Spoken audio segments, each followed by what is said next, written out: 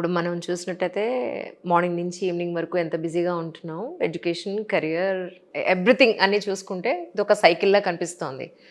But exactly ideal age అంటే ఏం చెప్తారు? ఇవాళ రేపట్లో మనం చూస్తున్న దాన్ని బట్టి. చాలా మంది 20-25లో ప్రెగ్నెంట్ అయ్యారు. ఇప్పుడు that age group is moving. It is all 30s now. Preferably before 35 years is ideal. At the same time మరీ యంగ్ ఏజ్ కూడా it is not a good thing. Teenage pregnancies we all know మంచిది కాదు. I know. So probably around 20 to 35 is a good time. But up to around 40, parledu, it is not so bad. Things can be taken care of and most of them have a good outcome. Sometimes అంతా హెల్తీగా ఉన్నా delivery అయ్యే లోపల కొన్ని emergency conditions వస్తాయి.